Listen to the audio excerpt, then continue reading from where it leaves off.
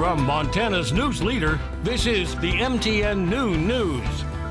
Good afternoon, everyone. Thanks for joining us on your MTN statewide news this Tuesday. I'm Jeanelle Slade.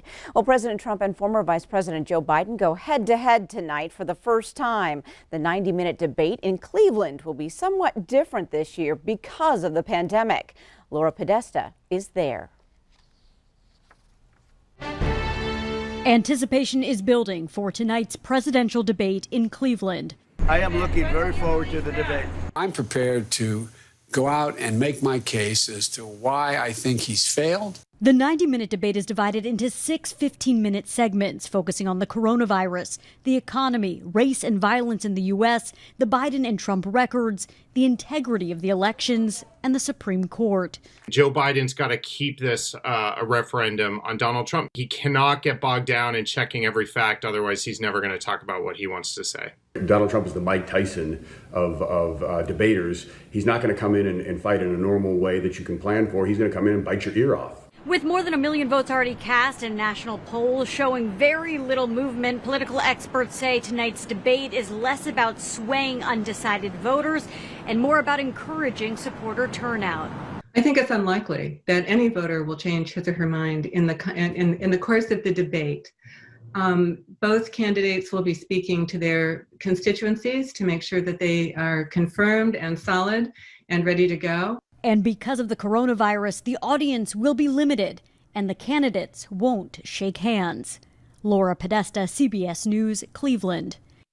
Audience members must test negative for COVID, and everyone except the candidates and the moderator are expected to wear masks tonight. Now, you can catch full coverage of that debate on your MTN station starting at 7 o'clock.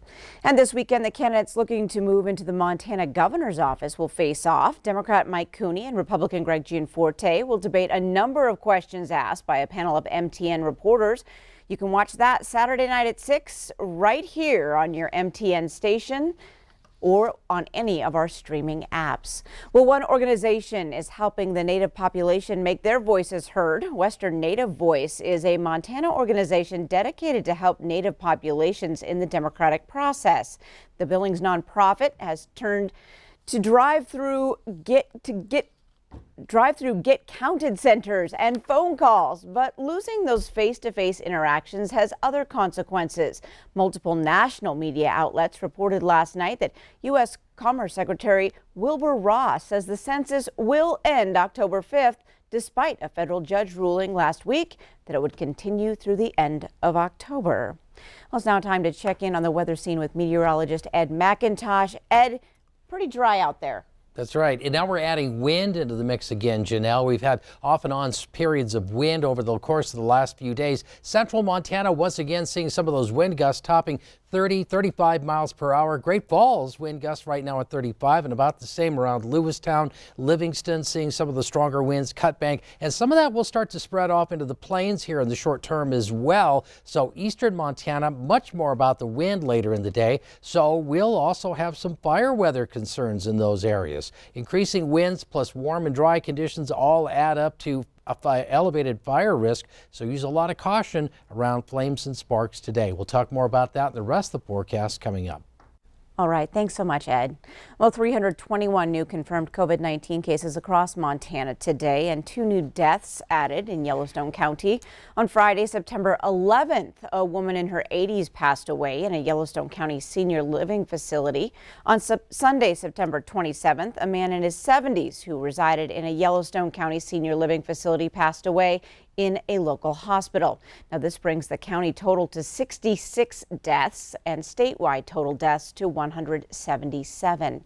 Well, today, Missoula County with the most new confirmed cases at 58, Flathead County at 52, Lewis and Clark County with 33, and Cascade County with 28.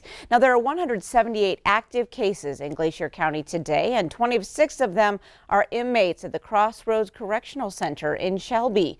According to a news release from prison operator Core Civic, the prison tested 196 inmates. Of the more than 24 who tested positive, none showed symptoms of coronavirus.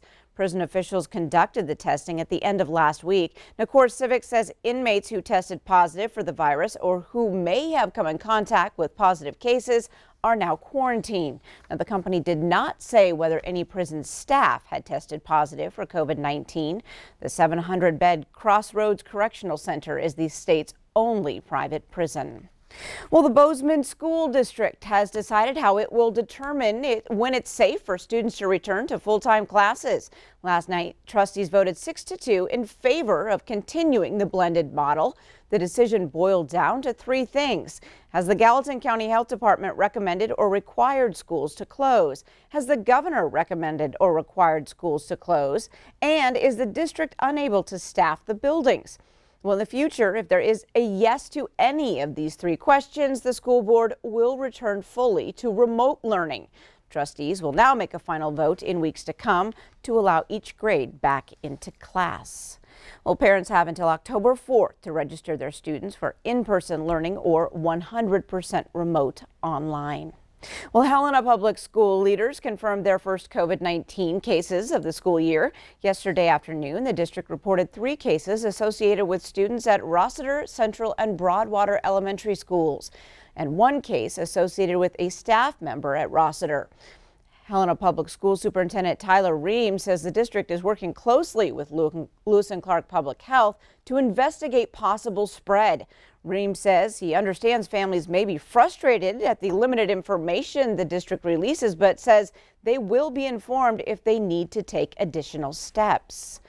Well, House Democrats finally unveiled the new COVID relief program they've been discussing. Their $2 trillion aid measure would bring back $600 a week federal unemployment benefits and send a second round of $1,200 checks to most people.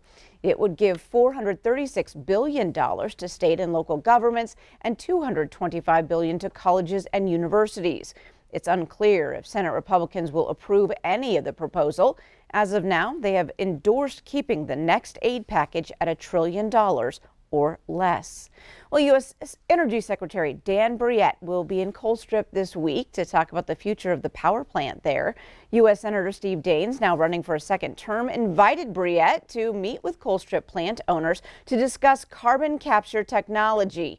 Colstrip units 1 and 2 have been shut down, and some suggest units 3 and 4 could be offline within the next 3 years.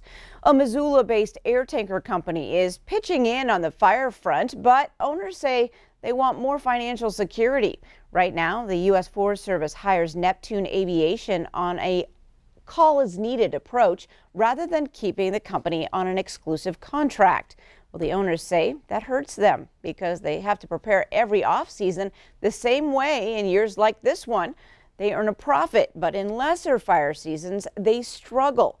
Now, companies likely won't see contracts anytime soon. However, administration officials are on the record saying call when needed is best for taxpayers.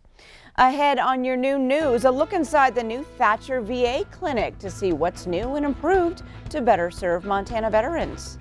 But first, meteorologist Ed McIntosh is in next with your statewide weather forecast. Don't go away.